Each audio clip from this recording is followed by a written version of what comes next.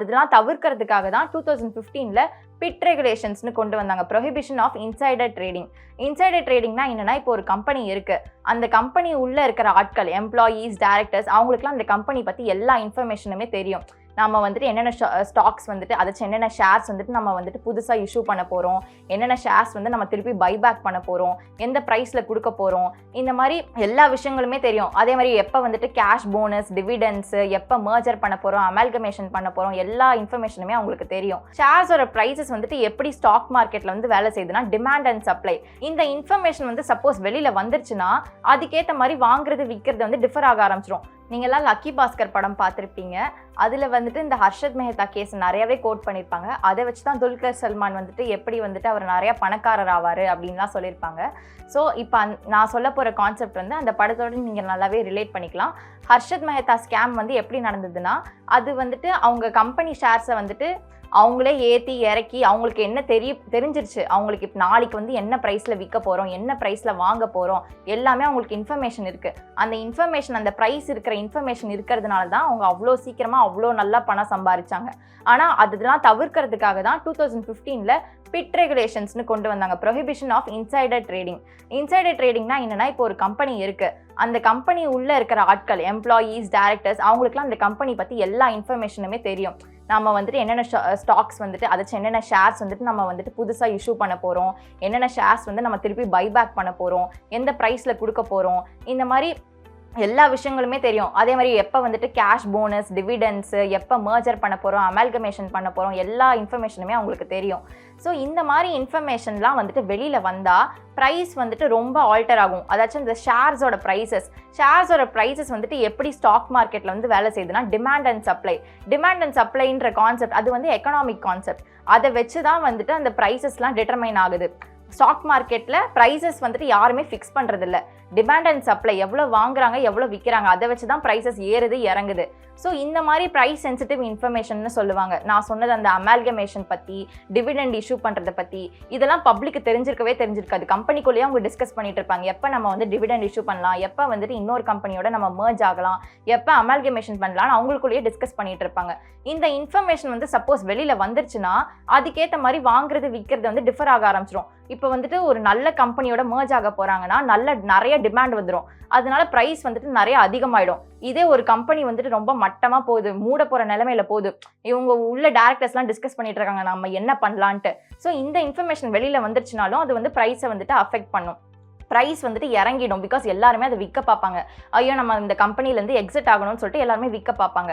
So இந்த demand and சப்ளைனால price differ ஆகுது. இந்த ப்ரைஸ் எதை வச்சு பேஸ் ஆகிருக்குன்னா, இந்த மாதிரி நான் ஃபேக்டர்ஸ் சொன்னேன்ல, அமால்கமேஷன், மர்ஜரு, ஸோ இந்த மாதிரி இன்ஃபர்மேஷன் ரிலே பண்ணி தான் வந்துட்டு ப்ரைஸ் இருக்குது. ஸோ அதனால அந்த இன்ஃபர்மேஷன்லாம் ப்ரைஸ் சென்சிட்டிவ் இன்ஃபர்மேஷன் சொல்லுவாங்க. அது பப்ளிக் டிஸ்க்ளோஸ் ஆகிட்டு அது டிஸ்க்ளோஸ்டு இன்ஃபர்மேஷன் ஆகிடும். ஆனால் வந்துட்டு அது கம்பெனிக்குள்ளே தான் டிஸ்கஸ் பண்ணிட்டு இருப்பாங்க. ஆனால் வெளியில் வந்துட்டா அது வந்துட்டு ப்ரைஸ் சென்சிட்டிவ் ஆகிடும். ஸோ இன்னும் டிஸ்க்ளோஸ் பண்ணாமல் கம்பெனிக்குள்ளேயே டிஸ்கஸ் பண்ணிட்டு இருக்கிறதுனால அது அன்பப்ளிஷ்டு ப்ரைஸ் சென்சிட்டிவ் இன்ஃபர்மேஷன் அப்படின்னு சொல்லுவாங்க. அன்டிஸ்க்ளோஸ்டு ப்ரைஸ் சென்சிட்டிவ் இன்ஃபர்மேஷன் அப்படின்னு சொல்லுவாங்க. ஸோ வந்துட்டு இந்த இன்சைடர்ஸ்னால் யாருன்னா, அந்த கம்பெனிக்குள்ளே இருக்கிறவங்க, அந்த டேரக்டர்ஸ், எம்ப்ளாயீஸ், ப்ரொமோட்டர்ஸ், அவங்க தான் அந்த கம்பெனியோட இன்சைடர்ஸ்னு சொல்லுவாங்க. இவங்களுக்கு எல்லாருக்கும் அந்த இன்ஃபர்மேஷன் தெரியும். இவங்களுக்கு அந்த இன்ஃபர்மேஷன் தெரியறதுனால அதை வச்சு இவங்க ஸ்டாக் மார்க்கெட்டில் பை அண்ட் செல் பண்ணுவாங்க. நமக்கு தான் இந்த இன்ஃபர்மேஷன் தெரியுமா, எப்படியோ நம்ம கம்பெனியை இழுத்து மூட போகிறோம், அதனால நம்ம வித்துடலாம் அப்படின்ட்டு. ஆனால் ஜென்ரல் பப்ளிக் அந்த இன்ஃபர்மேஷன் எதுவுமே தெரியாது, இன்னும் வெளியில் வரவே இல்லை. அவங்களாம் வந்துட்டு ஃபூலிஷாக வந்துட்டு அந்த ஸ்டாக் வந்துட்டு ஹோல்ட் பண்ணிகிட்டே இருப்பாங்க. இவங்களாம் நல்லா வித்துட்டு, ஸோ லாஸை வந்துட்டு இவங்க அவாய்ட் பண்ணிடலாம், முதலே வித்துட்டா. ஆனால் கம்பெனி இழுத்த மூடும் போது ஜென்ரல் பப்ளிக்லாம் விற்க முடியாமல் தவிச்சிட்டு இருப்பாங்க. ப்ரைஸ்லாம் ரொம்ப இறங்கிடும். ஸோ இவங்களுக்கு லாஸ் ஆகும். அதே மாதிரி இப்போ நான் டிவிடெண்ட் இஷ்யூ பண்ண போகிறேன், இல்லை ரொம்ப கம்பெனி ரொம்ப நல்லா பெர்ஃபார்ம் பண்ணுதுன்னா அந்த உள்ள இருக்கிற அந்த இன்சைடர்ஸ்க்கு அந்த இன்ஃபர்மேஷன் தெரியும். ஸோ இப்போ நம்மளுக்கு வாங்கினா நல்ல க்ரோத் இருக்கும் அப்படின்னு இவங்க வாங்குவாங்க. ஆனால் ஜென்ரல் பப்ளிக்கு எதுவுமே தெரியாது. ஸோ அவங்க வாங்க மாட்டாங்க. அதனால இந்த இன்சைடர்ஸ்க்கு வந்துட்டு ஒரு அன்ஃபேர் அட்வான்டேஜ் இருக்கும் ஜென்ரல் பப்ளிக்கோட கம்பேர் பண்ணும்போது. ஜென்ரல் பப்ளிக் வர லாஸஸ் ஆர் ப்ராஃபிட்ஸ்லாம் வந்துட்டு இவங்க வந்துட்டு அந்த லாஸஸ் அவாய்ட் பண்ணிடலாம், ப்ராஃபிட்ஸ் கெயின் பண்ணலாம். ஜென்ரல் பப்ளிக்கால லாஸஸ் அவாய்டும் பண்ண முடியாது, ப்ராஃபிட்ஸ் கெயினும் பண்ண முடியாது. இது என்னடா இவங்க ரெண்டு பேருக்கும் அன்ஃபேராக இருக்கேன்னு சொல்லிட்டு தான் இந்த ப்ரொஹிபிஷன் ஆஃப் இன்சைடர் ட்ரேடிங்ன்ற கான்செப்ட், அந்த ஆக்டை வந்துட்டு 2015ல செபின்றவங்க கொண்டு வந்தாங்க. ஸோ இதில் என்ன சொல்கிறாங்கன்னா, அதாச்சும் கம்பெனிக்குள்ளே இருக்கிற அதாச்சும் அந்த எம்ப்ளாயீஸு, ப்ரொமோட்டர்ஸ், அவங்களாம் இன்சைடர்ஸ், அவங்க யாருமே வந்துட்டு ப்ரைஸ் சென்சிட்டிவ் இன்ஃபர்மேஷன் ஹோல்டு பண்ணியிருக்கும் போது, அதுவும் அன்டிஸ்க்ளோஸ்டாக இருக்கும் போது ட்ரேட் பண்ணக்கூடாது செக்யூரிட்டிஸில். இப்போ நாங்கள் எல்லாருமே வந்துட்டு ஷேர் மார்க்கெட், ஸ்டாக் மார்க்கெட்டில் ட்ரேட் பண்ணலாம். எப்போ வேணால், எனி டைம் எனி டே எப்போ வேணால் ட்ரேட் பண்ணலாம் ஸ்டாக் மார்க்கெட் அந்த விண்டோ ஓப்பன் ஆகிருக்கும் போது. ஆனால் இப்போ அந்த இன்ஃபர்மேஷன் வச்சிருக்கிற அந்த இன்சைடர்ஸ் வந்துட்டு அவங்களுக்கு எப்போ அந்த இன்ஃபர்மேஷன் இருக்கோ அவங்க ட்ரேடே பண்ணக்கூடாது. ஸோ ஸ்டாக் மார்க்கெட்டில் அவங்க ஷேர்ஸ் வந்துட்டு விற்க முடியாது, வாங்க முடியாது, அவங்க ட்ரேடிங்கில் என்கேஜே ஆகக்கூடாது. இதுதான் இந்த ப்ரொஹிபிஷன் ஆஃப் இன்சைடர் ட்ரேடிங் சொல்லுது. இது ஒரு ரெஸ்ட்ரிக்ஷன். இன்னொரு ரெஸ்ட்ரிக்ஷன் என்னன்னா, அந்த சென்சிட்டிவ் இன்ஃபர்மேஷன் வச்சிருக்கிறத அந்த இன்சைடர்ஸ் வந்து வேறு யார்கிட்டையும் சொல்லக்கூடாது. அவங்க ஃபேமிலி மெம்பர்ஸு, அவங்க ஃப்ரெண்ட்ஸ் கிட்டலாம் சொல்லக்கூடாது. அப்படி சொல்லிட்டா அவங்களுக்கு பனிஷ்மெண்ட் உண்டு. அது வந்து இம்ப்ரிசன்மெண்ட்டாகவும் இருக்கலாம், ஃபைனாகவும் இருக்கலாம். அண்ட் இன்னொரு பர்சன் வந்து அவங்க கிட்டேருந்து கோவர்ஸ் பண்ணி, அதாச்சும் நீங்கள் சொல்லி தான் ஆகணும்னு த்ரெட்டன் பண்ணிலாம் அவங்க கிட்ட இன்ஃபர்மேஷனும் வாங்கக்கூடாது. இவங்க இன்ஃபர்மேஷன் கொடுக்கக்கூடாது, அதே சமயம் இன்னொருத்தவங்க வந்து அந்த இன்சைடர்ஸ் கிட்டேருந்து ஃபோர்ஸ் பண்ணி இன்ஃபர்மேஷன் வாங்கவும் கூடாது. ஸோ 2 ரெஸ்ட்ரிக்ஷன் மெயினாக சொல்கிறாங்க பிட் ரெகுலேஷன்ஸில். இந்த இன்சைடர்ஸ்ன்றவங்க வந்து ஃபர்ஸ்ட் ஆஃப் ஆல் ட்ரேடே பண்ணக்கூடாது. அண்ட் அந்த இன்ஃபர்மேஷன் வந்துட்டு வெளியில் சொல்லக்கூடாது. பிகாஸ் மற்றவங்களுக்கு ஜென்ரல் பப்ளிக்கு தெரியாது, ஆனால் என்னோட ஃபேமிலி மெம்பர் அவங்களுக்கு லாஸ் ஆகிடக்கூடாதுன்றதுக்காக இவங்களுக்கு மட்டும் சொல்கிறேன்னா அப்பயும் அது அன்ஃபேர் அட்வான்டேஜ் தான். அதனால அந்த அன்டிஸ்க்ளோஸ் ப்ரைஸ் சென்சிட்டிவ் இன்ஃபர்மேஷன் கம்பெனிக்குள்ளேயே தான் இருக்கணும் அப்படின்னு சொல்கிறாங்க. ஆனால் இப்போ இன்னொரு கொஸ்டின் வரும். இந்த மாதிரி இப்போ ஒரு மெயின் அந்த கம்பெனியோட ஹெட் சிஇஓனா அவங்களுக்கு எல்லா சமயமும் இப்போ சில இன்ஃபர்மேஷனில் இப்போ இந்த டிவிடெண்டு அந்த மாதிரி இன்ஃபர்மேஷன்லாம் அப்பப்போ வந்துட்டு போகிறது கம்பெனியில் வந்துட்டு ஃபுல் டைம்லாம் இருக்காது.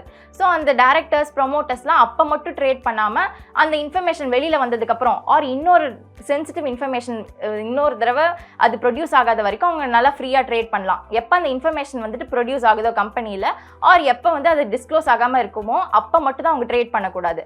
ஆனால் இப்போ ஒரு சிஇஓ இருக்காங்க, அவங்களுக்கு வந்து எல்லா இன்ஃபர்மேஷனும் தெரியும், எல்லா டிஸ்கஷன்ஸ் எல்லாமே அவங்களுக்கு தெரியும், கம்பெனி பற்றி எப்போ என்னென்ன இன்ஃபர்மேஷன் வரப்போகுதுன்னு ஃபுல் டைம் அவங்களுக்கு தெரியும். அப்போ வந்துட்டு அந்த இயர் ஃபுல்லாக ஒரு கம்பெனி எக்ஸிஸ்டன்ஸில் இருக்க வரைக்கும் அவங்க ட்ரேடே பண்ண முடியாதா அப்படின்னு ஒரு கொஸ்டின் வரும். அதனால தான் செபி என்ன சொல்லியிருக்காங்க, நீங்கள் ட்ரேடிங் பிளான் அப்படின்னு ஒன்று கிரியேட் பண்ணுங்கள். இப்போ அடுத்த வருஷத்துக்கு நான் வந்துட்டு என்ன வந்துட்டு வாங்க போகிறேன், விற்க போகிறேன் அப்படின்றத நான் இந்த வருஷத்துலேயே முடிவு பண்ணிவிட்டு அதை வந்துட்டு கம்பெனியோட கம்ப்ளைன்ஸ் ஆஃபீஸர்னு இருப்பாங்க, அவங்கக்கிட்ட அந்த ட்ரேடிங் பிளானை வந்து சப்மிட் பண்ணி அப்ரூவல் வாங்கணும். அடுத்த வருஷத்தில் என்ன இன்ஃபர்மேஷன் வரப்போகுது, கம்பெனி எப்படி பர்ஃபார்ம் பண்ண போகுது, அதெல்லாம் எனக்கு இப்போவே தெரியாது. ஃபியூச்சரில் நடக்க போகிறது எனக்கு இப்போ தெரியாது. அதனால நான் இப்போவே டிசைட் பண்ணிக்கலாம், நான் வந்துட்டு 100 ஷேர்ஸ் என் கம்பெனிலேருந்து இந்த மாதிரி ட்ரேட் பண்ண போகிறேன் அப்படின்னு இப்போவே டிசைட் பண்ணிட்டா அது வந்து அன்ஃபேர் அட்வான்டேஜ் ஆகாதுல்ல. பிகாஸ் இவங்க சும்மா ஒரு அனுமானத்தில் ஒரு கெஸ் ஒர்க்கில் தான் பண்ணுறாங்க. அதனால அவங்க இன்ஃபர்மேஷன் வச்சுட்டுலாம் பண்ணல, இன்ஃபர்மேஷன் எதுவுமே தெரியாது, ஆனால் அவங்க ட்ரேடிங்கும் பண்ணணும். அதுக்கு தான் இந்த ட்ரேடிங் பிளான்ற கான்செப்டை கொண்டு வந்தாங்க. நீங்கள் கம்ப்ளைண்ட்ஸ் ஆஃபீஸர் கிட்ட வந்துட்டு அந்த ட்ரேடிங் பிளான், அதாச்சும் ஒரு வருஷத்துக்கு ஃபுல்லாக நான் என்னென்ன வந்துட்டு எப்பப்போ வாங்க போகிறேன், என்ன ப்ரைஸில் வாங்க போகிறேன், நீங்கள் முன்னாடியே ஒரு 1 இயர் அட்வான்ஸில் வந்து ப்ரிப்பேர் பண்ணி கம்ப்ளைண்ட்ஸ் ஆஃபீஸர் கிட்ட கொடுத்துடணும். கொடுத்துட்டு அவங்க அதை அப்ரூவ் பண்ணிட்டாங்கன்னா நீங்கள் ஃப்ரீயாக வந்துட்டு ட்ரேட் பண்ணலாம். அப்போ வந்துட்டு அன்டிஸ்க்ளோஸ் இன்ஃபர்மேஷன் வந்துட்டு ப்ரொடியூஸ் ஆகுது கம்பெனியில் ஆர் வந்துட்டு இன்னும் பப்ளிக் கிட்ட வெளியில் வரல, அப்போ தான் இன்ஃபர்மேஷன் வந்திருக்கு.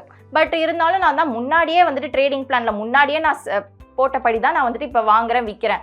அதனால நான் அந்த இன்ஃபர்மேஷன் ரிலை பண்ணி தான் வாங்குறேன் விற்கிறேன்னு கிடையாதுல்ல. அதனால தான் இந்த ட்ரேடிங் பிளான் வச்சுட்டு இந்த சிஇஓ இந்த மாதிரி யாரெல்லாம் வந்துட்டு எப்போதும் எல்லா இன்ஃபர்மேஷனும் வச்சுருக்காங்களோ அவங்களுக்காக வந்துட்டு ட்ரேடிங் பண்ணணும்னு சொல்லிட்டு தான் இந்த ட்ரேடிங் பிளான் அப்படின்ற கான்செப்டை கொண்டு வந்தாங்க. ஸோ இப்போ உங்களுக்கு தெரிஞ்சிருக்கும், நீங்கள் வந்துட்டு ஒரு கம்பெனியோட இன்சைடராக இருந்தால் ஆர் ஒரு இன்சைடருக்கு நீங்கள் வந்துட்டு ரிலேட்டிவாக இருந்தால் எந்த இன்ஃபர்மேஷனும் வந்துட்டு அவங்க கிட்ட இருந்து வாங்கக்கூடாது. அண்ட் அப்படி வாங்கினா வந்துட்டு நீங்கள் தான் ப்ரூவ் பண்ணணும், நான் வாங்கலை, அப்படியே நான் வந்துட்டு வாங்கியிருந்தாலும் நான் அதை பேஸ் பண்ணி வந்துட்டு இந்த மாதிரி ட்ரேடிங்கில் நான் என்கேஜ் ஆகலை, நீங்கள் தான் ப்ரூவ் பண்ணணும், இல்லாட்டி உங்கள் மேலே தான் ஆக்ஷன் எடுப்பாங்க. ஸோ இப்போ நீங்கள் ஸ்டாக் மார்க்கெட், ஷேர் மார்க்கெட்டில் வந்துட்டு நீங்கள் ஓரளவு கேர்ஃபுல்லாக யோசிச்சு ட்ரேட் பண்ணுவீங்கன்னு நான் நம்புகிறேன். தேங்க்யூ.